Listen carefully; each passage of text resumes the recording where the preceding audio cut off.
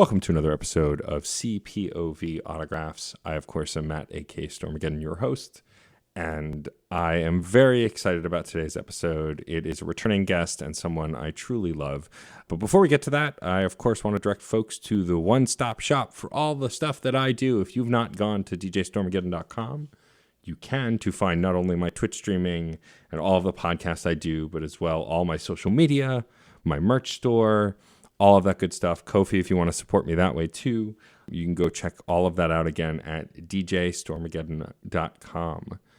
Now, to get right into this week's episode, it is with the incredible Raina Sinclair. Raina Sinclair has appeared on this podcast 2 other times before, each accompanied by her co-producers at the time for Magical Girl Burlesque. But this time she's rolling solo to chat about her OnlyFans, getting by in the pandemic, how Magical Girl Burlesque has evolved during said pandemic, and more. We goof a lot. I really do love this woman. She is one of my best friends, and I miss hanging out with her so much. I'm so glad that we at least got to hang out on a call to bring you this episode. Be mindful that the audio is a little different this time because it was a recorded audio call, so it has that kind of phone call sound. I cleaned it up the best I could, and it's pretty clear, all things considered, but I wanted to give you that heads up in advance. So anyway, without any further ado, here is my incredible chat with the brilliant, beautiful, and badass Raina Sinclair.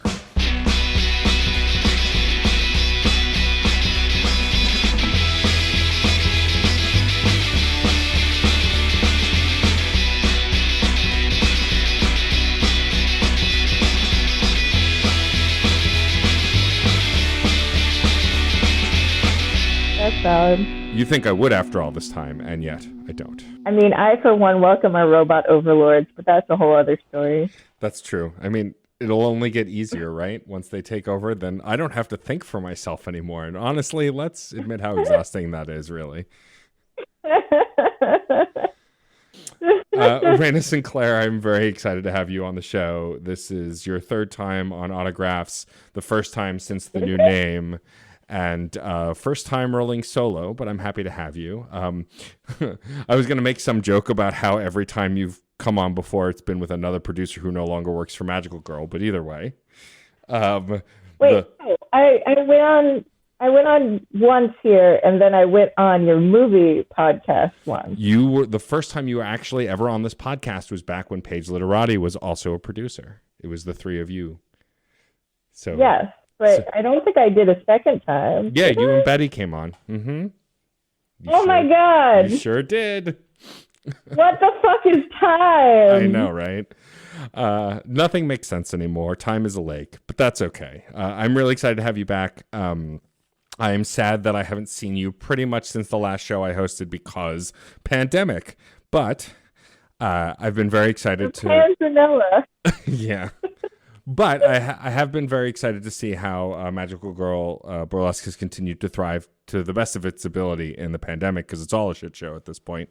And even attended a few shows as well. So I think first I would love to chat just a bit about how...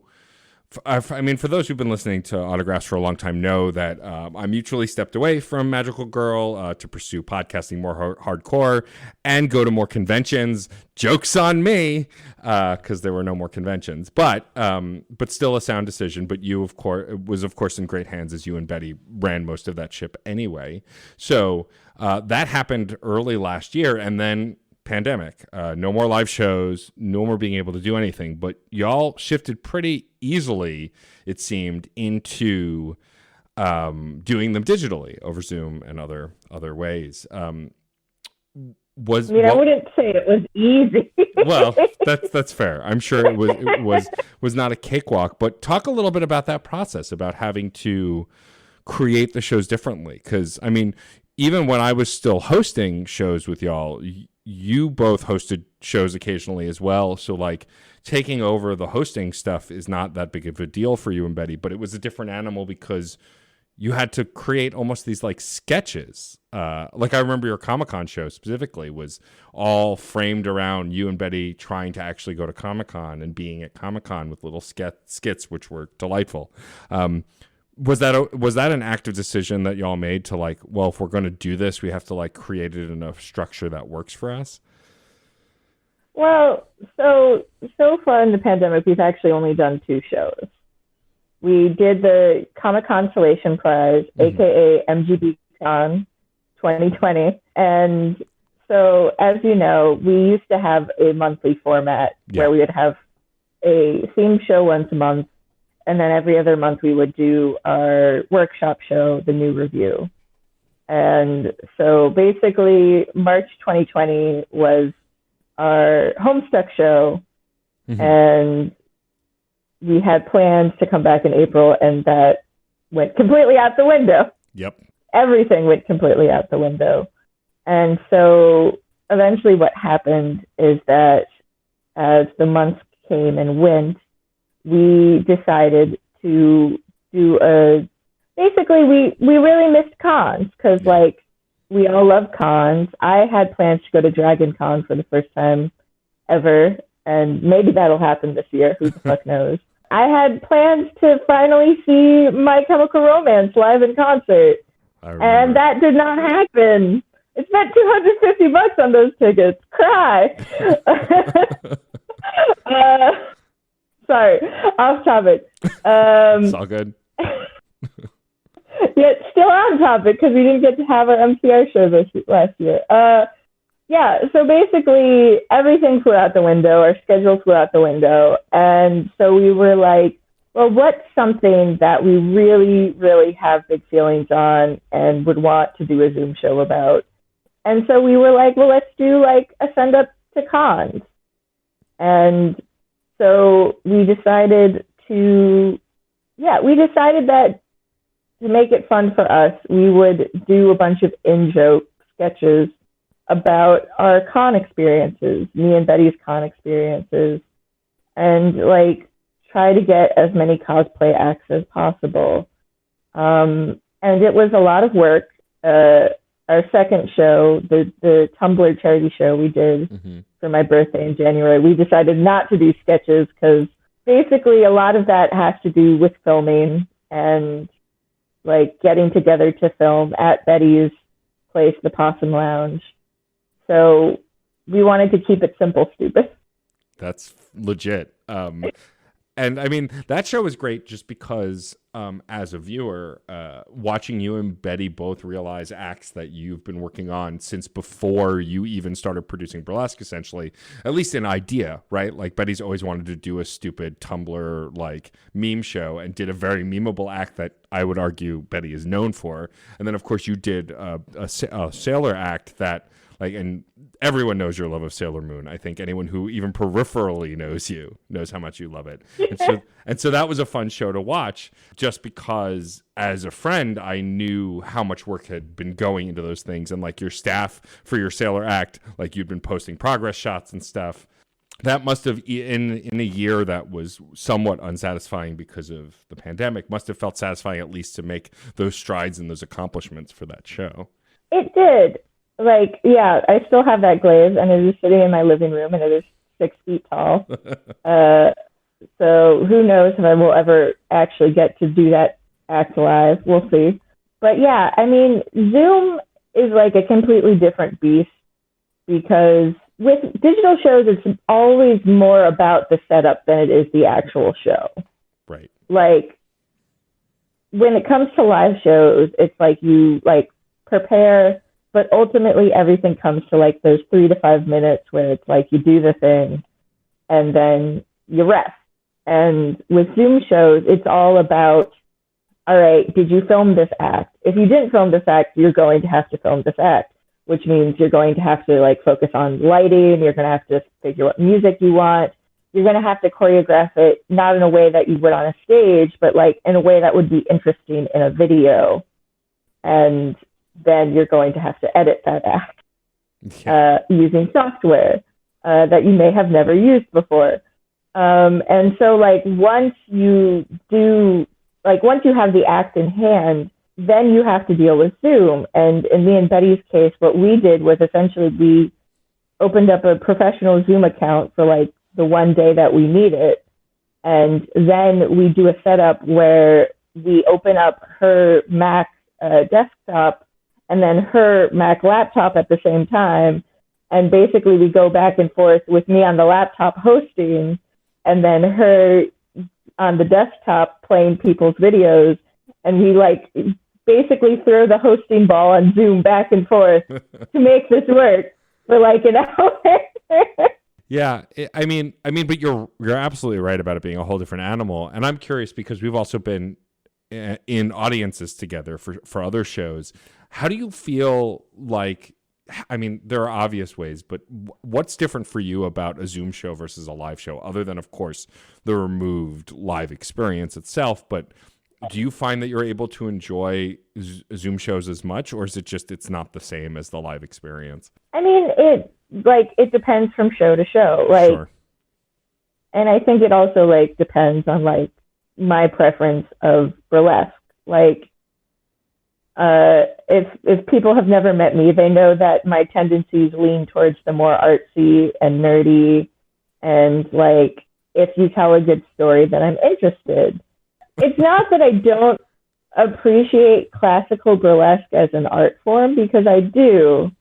And like if somebody is a good dancer or like has a lot of emotion, like basically what matters to me is the story of burlesque. Right. And if like you aren't telling a story, regardless of like of medium, either if it's in real life or not, then like my brain tends to wander elsewhere. And so like I think a thing that I've noticed about video shows is that, and like me and Betty have talked about this, is that like a straight on performance video isn't necessarily the most interesting thing ever. Like you want to edit it in a certain way, like by using multiple angles or like video editing tricks or lighting or what have you to like tell an interesting story. And like you don't even really need to like dance or like do that many intricate moves in video, which is like one of the good things. You just have to edit it in a creative way. And so I think that, and obviously this is a personal struggle for me as somebody who never trained to be a videographer, right, or really have anything to do with the visual medium, because I was trained as a writer. And so the people that have really shined in the pandemic, and one of the reasons Betty Brash is like killing it right now is because the people with editing skills and video skills are the ones that are really thriving. And when those are on display, like there are some amazing things. Like fucking Renaissance Noir has literally done nothing but I think like make at least a video a week for the past year. And I'm like, God bless, friend. You have a wherewithal I do not. But like they are like killing it. I saw their Persephone act that they just did for BlurredCon. Persephone from Wicked and the Divine, which is a comic we both love. Yeah. And they literally like the way they used the green screen and like just their like face and their movements and like everything, it was like, art. Art. It's wild what the medium can do when like, I mean, you hit the nail on the head, right? Talking about our mutual friend Betty, like any video editing or Photoshop or anything we needed over the tenure of Magical Girl has pretty much been her. She is a computer wizard. It's literally what she went to school for. And so like the Give Me Compliments act, which we knew was going to happen eventually, would have been great live no matter what, but the fact that it happened in quarantine with that ridiculous video editing was pure comedy gold in a way that I think wouldn't have worked quite the same, at least live. She still could have done it for sure, but it would have had to been shaped differently, right? I think you're absolutely right that the editing is the hero for a lot of these acts, and that's also just as important of a talent if you're working on that kind of a thing. And I think that goes with like anything that's being created in quarantine. I mean, most of the stuff that I've been doing was unaffected because I was recording most podcasts remotely already before it happened. But I've definitely streamed on Twitch more now that I'm home more. Like I think we've all had to shift our priorities to some degree or another. And I think I will appreciate live shows in a very different way when we can eventually, whenever, go back to doing / seeing them. honestly, I'll be happy if I can sit in the same room as my friends, unmasked and safely at some point in the next year. I'll consider that a fucking I mean, victory. that's kind of the mood. Yeah. That's kind of the mood. I mean, yeah, like, and because so much work goes into Zoom shows, like, I mean, some people have pulled off the monthly thing, and I will give those people credit. And, like, Viktor has restarted, like, White Elephant Burlesque through, like, a monthly Zoom, and, like, God bless him, but, like, we just didn't have the wherewithal Sure. to do a monthly Zoom show. It just wasn't something that like was in the cards. And so we're hoping that things will open up soon. We tentatively have plans for a 5-year anniversary show in June. Sure. That will also be Zoom because things won't be opened up by then. But we're hoping that like maybe by end of summer, like beginning of fall, we can go back on stages. And maybe like when that does happen, we will like try to take some of those Zoom lessons. Like I know that some of the people that are doing live shows are also like streaming at the same time. Yeah. Where it's like, so you get both live audience and the people that maybe wouldn't be able to come out because of like various reasons.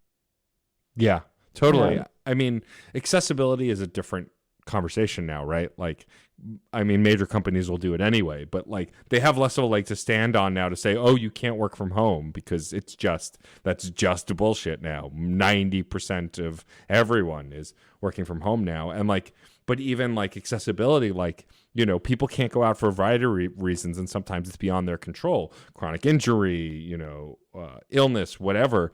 Hopefully, post-pandemic, there will be more kinds of accessibilities, both for seeing bar shows and live concerts and whatever else, you know. I mean, I have to imagine even things like Broadway and stuff have to shift, right? Like they've been shut down for so long. Had they had some kind of digital way to show these shows, they might have had other avenues, and that infrastructure didn't exist in a real way before the pandemic. And like, well, I mean, Broadway's also a special case because like so much of that is about exclusivity and money. Like the whole thing of like Hamilton refusing to like have a video for like years. Like that's a whole other conversation that I don't like, I'm not necessarily equipped to have. But like, I think that at least burlesque performers, it's easier. Well, I mean, it's easier for us because, like, we have always taped things anyway. Like, that was always our policy to, like, get videos for the performers. And, like, one of the things we did do is that we didn't put up the Tumblr show on Vimeo because that was a one-time charity thing. But we did put the Comic-Con show up on our Vimeo. And so, like, even if you miss the show, if you pay us $10, like, you can see the whole thing in its glory. Like, there isn't like even if you can't have the live experience, I think there are still ways that you can figure out a way to make things accessible going on in the future. If not live, then like after the fact. For sure. Yeah. I mean, also it's hard to, I don't, when I say the words post-pandemic, I don't even like, I can't even imagine what that life is like yet, right? And I mean, part of that is because, you know, everyone's had their own trials and tribulations over the last year. It's been hard for so many people beyond just the pandemic. And like I myself lost my home to a fire. And so like knowing what life is 6 months from now, let alone a year from now, would have been hard enough in the pandemic. But then for me specifically, I have an experience that's shifted that even more. I'm curious what obviously the burlesque stuff has been stilted and hasn't been as the same as it was when you were alive, but how did your life really change during the pandemic? I know that you started an OnlyFans, you started creating more digital content. What are some of the things you've done to kind of like shift your professionally being naked career while being stuck at home and not being able to go to said bar, event, or venue? Well, one, I've been depressed as fuck. Well, that's a mood for all of us, I think. I mean, I live alone with my cat, which before the pandemic is great. And like, let's be real, I'm still very happy I do not have roommates, because I feel like if I had roommates, that would be like a whole other deal. But yeah, it gets very like, I mean, that's kind of the trade-off we made in the pandemic. Either you see people every day that you may get sick of, or like me, you don't see people at all. Right. I'm able to go out on walks with like friends occasionally, and I'll like occasionally like go to the park or like go on a bike ride and like hang out outside. But it's like, for the most part during the week, the only person I see is my cat. For better or worse. For better or worse. And so that gave me a lot of time that I didn't have before. And that's not necessarily a good thing, because I'm one of those people where it's like, if I get too thinky about a thing and get too in my head, then I go like crazy. Yeah. And so I guess I needed somewhere to put all that creative energy if it wasn't going to burlesque. And so I learned how to do photography for the first time ever. I bought a ring light, and I basically have been using my phone to create digital photos that I put on my OnlyFans, and the less risque ones on my Instagram and Twitter. I got Twitter for the first time ever. Yeah, it took a pandemic for you to join the rest of us on Twitter. No, to be fair, the only reason I did was because Instagram was threatening to take my account. So I was like, I guess I'll finally get on fucking Twitter.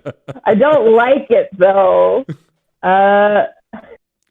I've done a podcast with Stevie Lynn off and on throughout the pandemic. I watch a lot of Twitch streams because that's essentially how me and my friend AOL talk to each other. That's valid. A former guest of this very podcast, AOL, America Online at AOL.com, who's an incredible streamer as well. It's funny because like AOL, Bretzo and I were friends pre-pandemic. Like I am with a lot of burlesque performers. Like we talk once in a while, always happy to see each other. But I feel like we got closer during the pandemic just because they have a Discord. We've collaborated. They've done podcasts with me, and like it's funny how the pandemic's kind of shifted how we interact with other humans because of necessity, pretty much. Yeah, I mean, like I joined AOL's Discord, and like I'll admit that sometimes like it can be overwhelming because you have a bunch of strangers just sending you messages constantly, and sometimes I just need to shut everything off. But like it's nice being able to like have sort of a little forum to like talk to people. Totally. Which like, I mean, it's both good and bad, because like it's nice to have like interactions with other people, but it's still like I'm still staring at my screen all the time. And I'd like to know what it's like to converse with a human again. Yeah. So Rachel Quirky Shank, the incredible Rachel Quirky Shank, and myself made a joke like that recently with a yet to be. It'll be out by now, I think, by the time this episode comes out. We did an episode with Abe Goldfarb, the incredible Abe Goldfarb, Bastard Keith. And like the whole preamble of the show is like, this is what it's like to talk to humans. Like Zoom calls and podcasts are like our excuse with video to like figure out what it's like to talk to people again. It's so like I it's weird, right? Like I guess I took for granted how much I enjoyed hugging my friends and being able to just like touch people in a consensual platonic way. But like and I'm very lucky to live with my spouse, and like I have someone I'm with, but like my brain, I didn't know that a part of my brain would atrophy like that almost, right? Like what is it like to be around people? Like, I can't even imagine it. It feels like it's been so long. I mean, I went out for ice cream with Maggie McMuffin yesterday, and we literally just walked around Bushwick and did errands together. And like, that was just so like affirming. You're right. Like literally all we did was get ice cream and like we went to like Rite Aid or Walgreens. It was Walgreens. We went to Walgreens together. And then she like hugged me, like, as we said goodbye, masked obviously. And it was like, that was like the most genuine human interaction.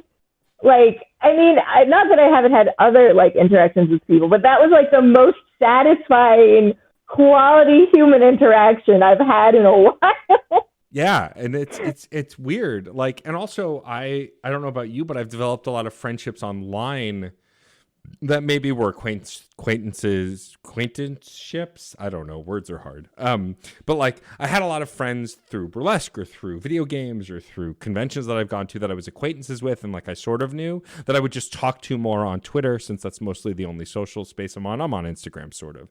But like I'm talking to people a lot more, and like even people that I met at PAX East last March that I only sort of knew, I've now spoken to almost every week for a year and like feel like super close friends in a way that I've made friends online before, but something about, and I've always considered those friendships legitimate, but there's something I think about the legitimacy of an online friendship now more than ever, right? Because it's kind of the only way we can interact with people. Yeah, I mean, basically the two main people that I talk to that don't live in New York are Brexo and AOL. Yeah. And like once every other week, me and AOL will have like a video chat off of Twitch where we just spend 3 hours shooting the shit together. Nice.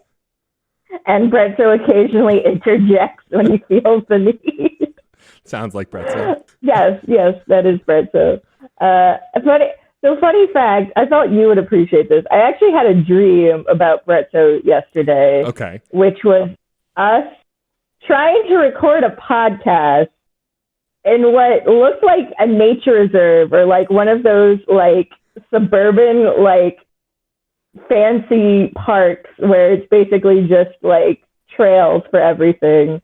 And there was like an audience of like our friends that were watching us on like wooden benches and shit, and we kept forgetting to press record. That was the entire dream. I don't know what it means, or I don't think it even symbolizes anything, but it basically was us trying to have a conversation in the middle of the woods while keep forgetting to press play. Oh my God, that's amazing. Also, for me as a podcaster, that would be the worst stress dream ever. I'd wake up in a cold sweat, freaking out about not pressing the record button. Sounds awful. It's very funny. So, yeah. Like, and I mean, I think that, like, one of the ways AOL has definitely been helpful to me personally is that, like, she has become sort of a sounding board for like ideas that I have. Like, sure. She was the one that was like, well, if you're getting into like photo editing, you should like download this app and this app and this app. Or like, if I like want to do a new like crafting project, she's like, oh, here are like some materials you could use. Like, she's very good at the creative process because like her whole deal is that she's a graphic artist freelancer. Like, she deals with people in a way that like I'm just frankly terrible at. What, you? Like, not that I like, well, I don't say that I dislike people. I'm just very bad at the whole front facing, like,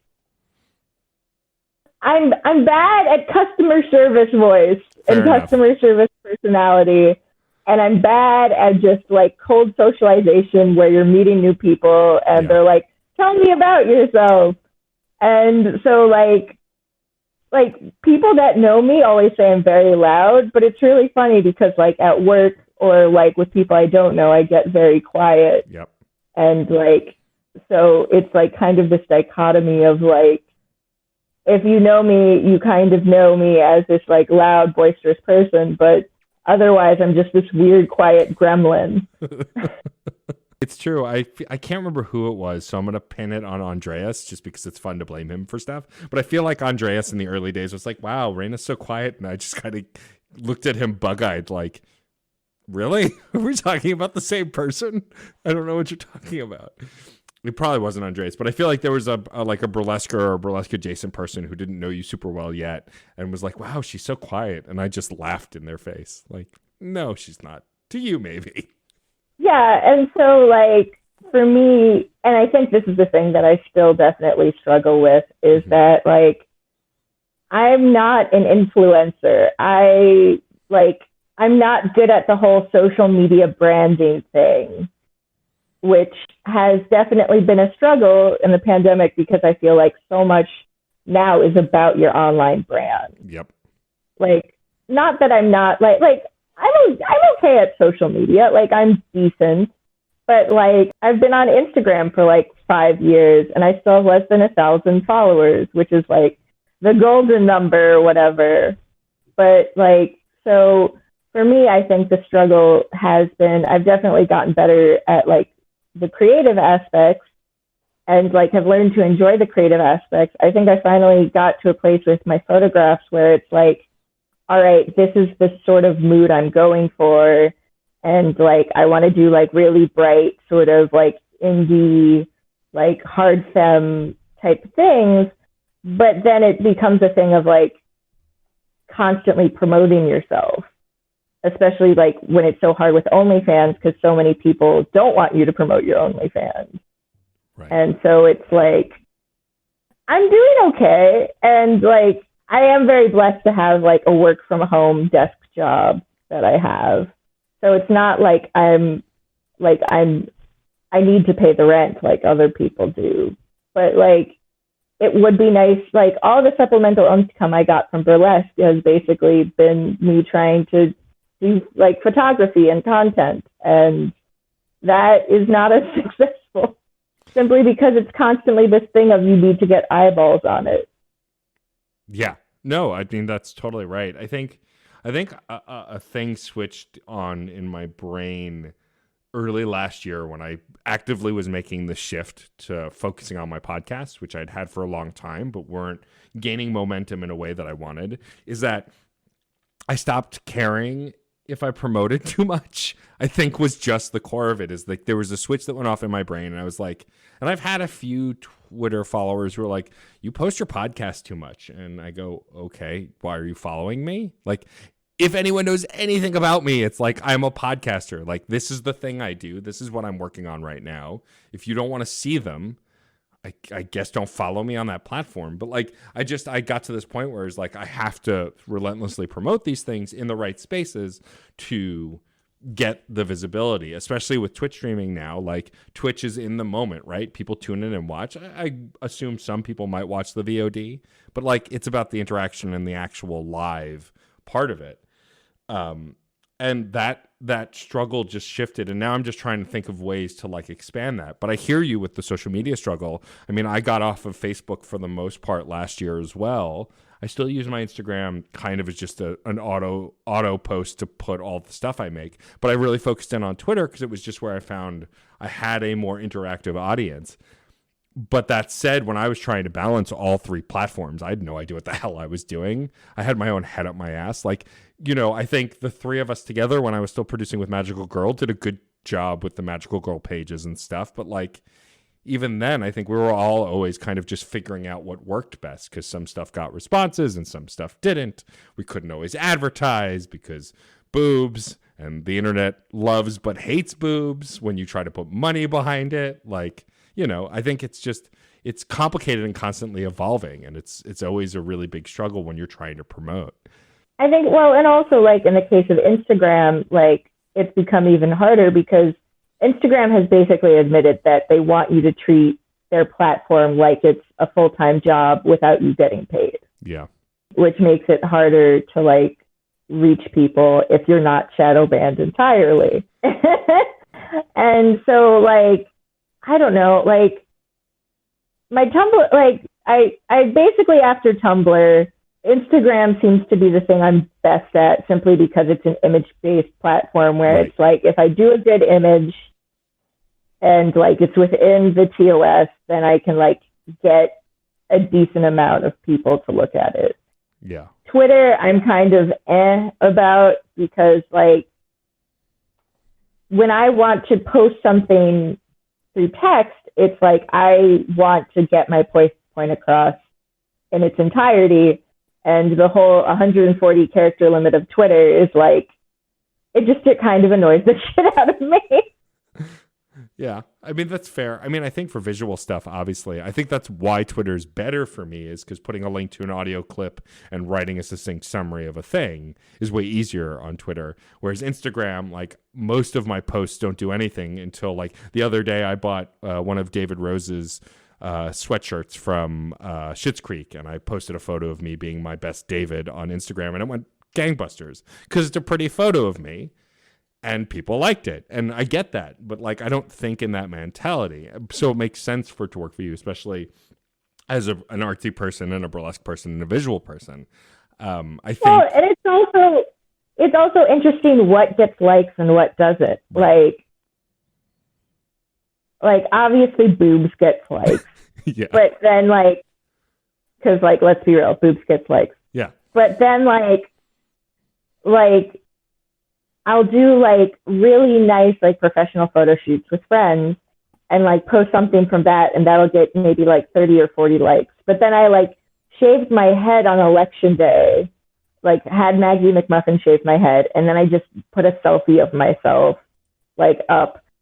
And all the hair dudes came out of the fucking woodwork. I got, like, 100 likes on that shit in, like, 2 hours, and those are numbers that I never do because I have less than 1,000 followers. Right. And, like, still to this day, I think that selfie of me with a shaved head has, like, the most likes out of any of my things on Instagram. Right. Like a thing I took in 2 seconds. And, like, or, like, the thing where, like, I just posted a picture of, like, me next to, like, my Sailor Saturn glaive. It's like, I'm not wearing makeup. I'm in, like, in leggings and a tank top. But, like, cosplay, Instagram loved that. Yeah. And so it's, like, it's just very frustrating. And the whole thing is, like, I use it and, like, I like it like everybody else. But, like, I've kind of admitted to myself that, like, if you like my brand, you like my brand. And if you don't, you don't. And, like, go with the gods. Sure. But I think that discovery is also really important, right? Like, I think, and I know we've had this conversation before, just me and you and Betty, we're not always comfortable with ourselves in our own skin. The three of us are very anxious people, though I think we balanced each other pretty well. When one of us was freaking out about something, the other two tended to play, wing guards pretty well.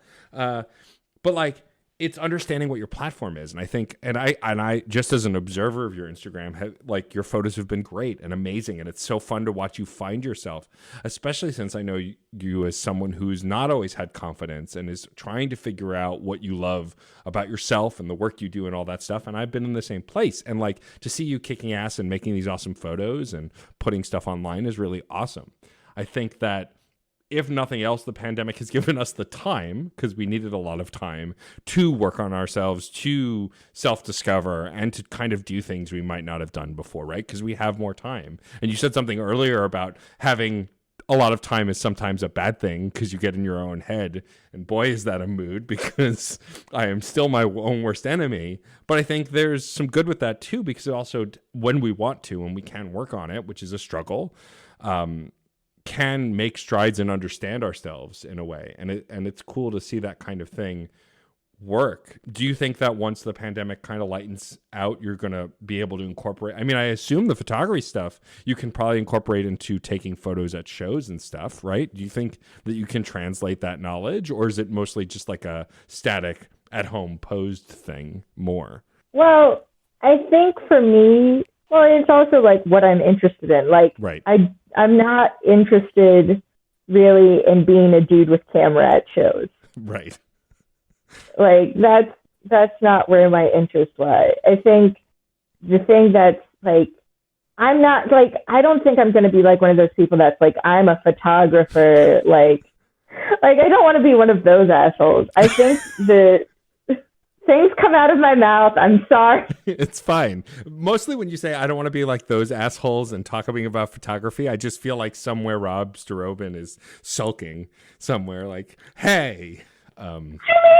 I think Rob knows exactly what kind of dude I'm talking about. Of course. I just like to poke fun at him, but absolutely you're not talking about him by any means. I know that. Yeah, but like I think the thing like that personally so like I've been one of those people that like has not necessarily been insecure about my weight, but has been insecure about myself, like my perception of self. Right. And like my self-image and like who I am as a person. And like one of the ways that like I love burlesque so much is that, and I think something that frustrates a lot of people about me is that I very much reject high femininity. Right. And like I reject the like constant like and I like rhinestoning things, but I reject the constant rhinestoning of things. I reject the, like, you must wear eyelashes at all time. I reject that you must wear high heels. Like, that's just not what my gender identity is. Right.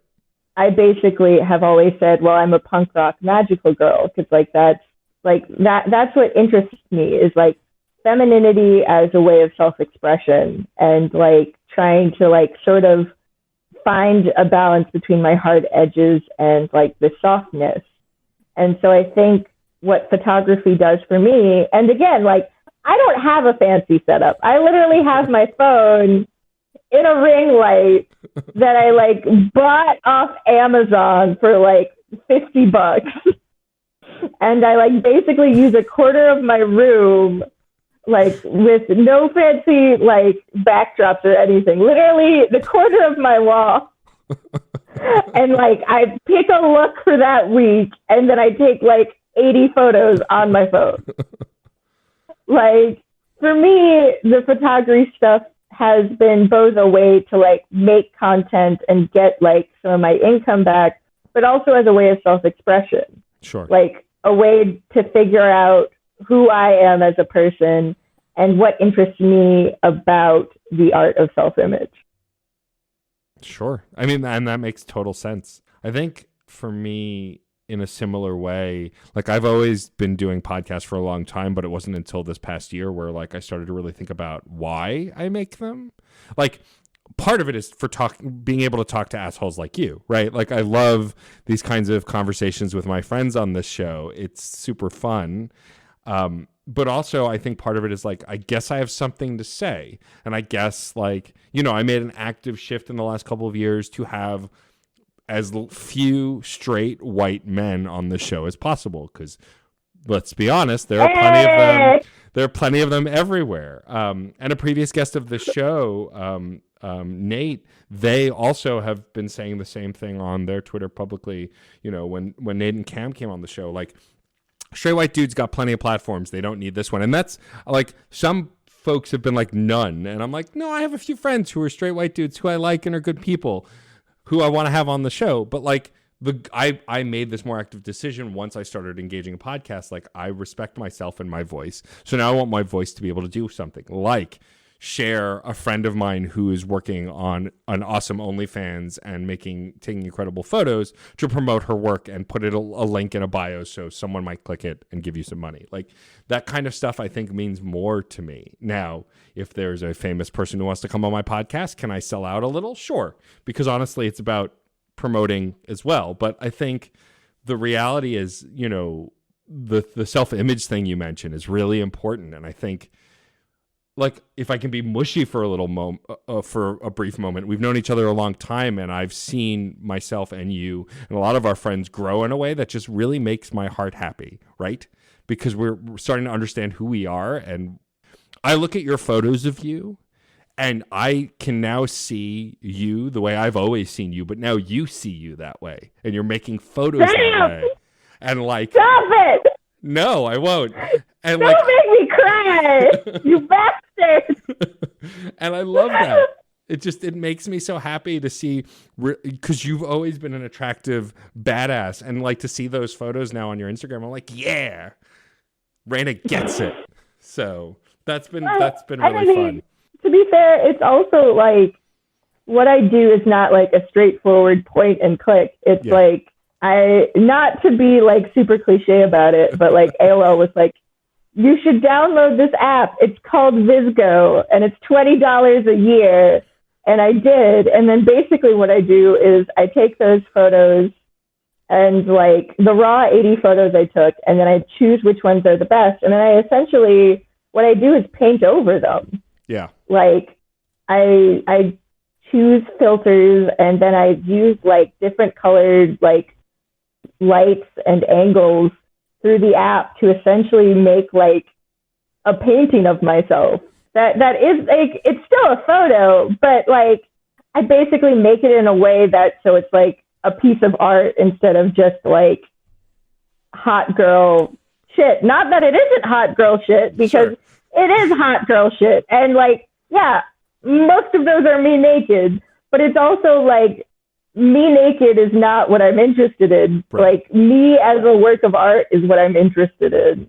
And that I realize that sounds kind of selfish and kind of like super like up my own ass, but it doesn't though. Like I hate this idea that confidence is selfishness. It's bullshit. And like I had to deprogram that, right? Like we talked earlier, I mentioned about like I had Twitter followers who are like, why you post your stuff so much? It's like, because I give a shit about me, and me giving a shit about myself shouldn't mean I'm selfish. It should mean I'm confident and I give a crap about the stuff I'm making. And like, I feel like there, especially on the internet, there's this line of like, oh, if you're too into yourself, then you're full of yourself. No, you're just confident. You do that hot girl shit on fucking Instagram. Well, and it's also like, again, like just because I've been doing it doesn't mean I'm not depressed as fuck, because I'm still depressed as fuck.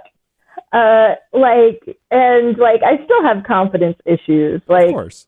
January was like my 10th anniversary in burlesque, and it was kind of like, and it was also my 29th birthday, and so it was kind of like basically this past year, on top of the panini, has been like just sort of contemplating my existence and like what I've done. Yeah. Like basically since I was 19 years old, and like what I've devoted to this art form, and if I have more to give, and if people even care what like that I have more to give, because I like, as we've talked about before, my journey in burlesque has been very unorthodox and very much sort of like, I'm going to make my own lunch table in the cafeteria.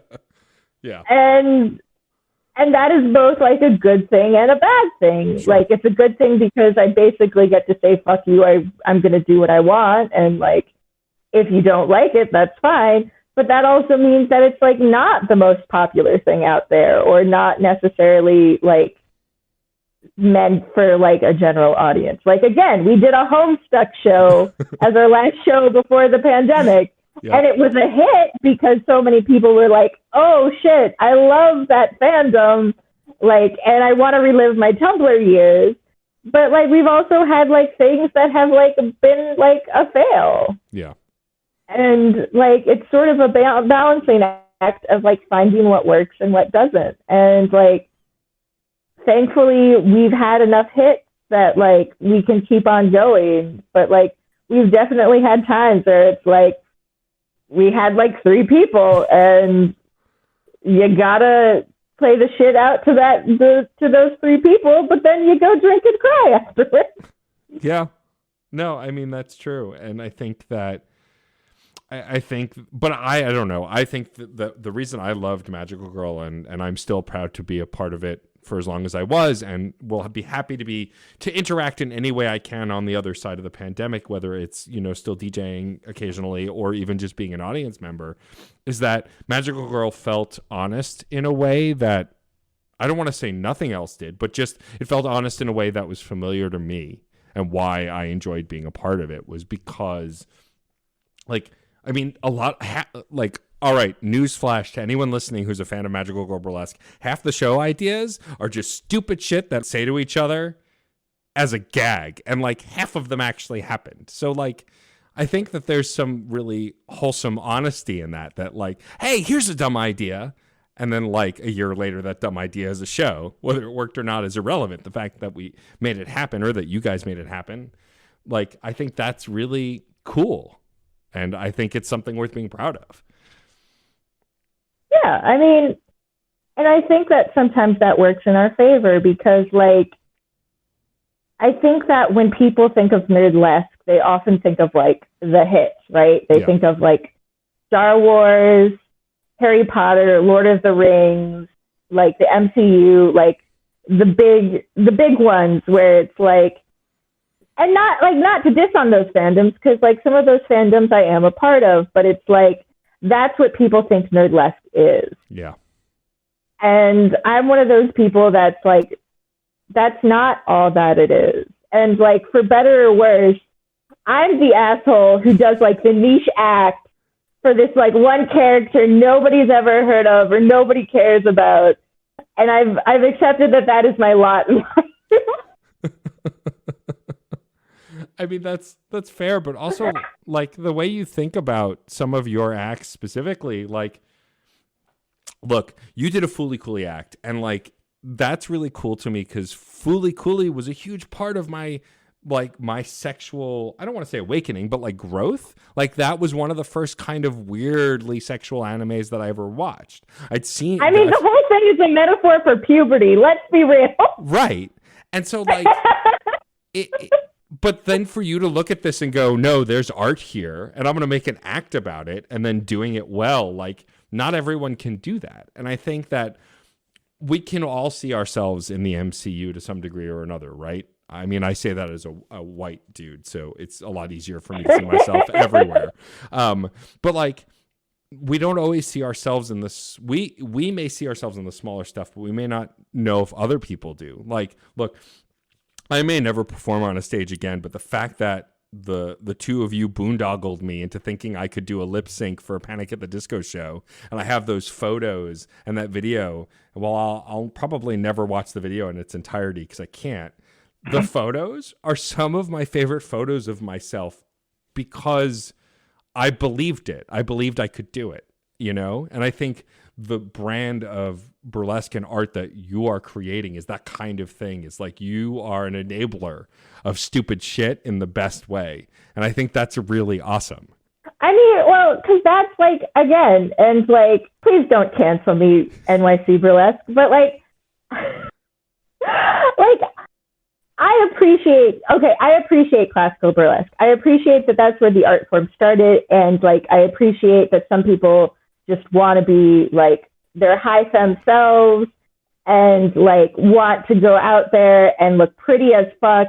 And that takes a lot of fucking work. Yeah. Like the amount of like money and like emotional labor you have to put in your costuming and makeup and just looking like that every day. And like, that's just like, for me, that's personally exhausting because like, yeah, like where my interest lies is like, what do you have to show me? Like, what is like a fandom you loved as a child, or what is like a story that you really want to tell, or something that you just think is like hilariously fucking funny.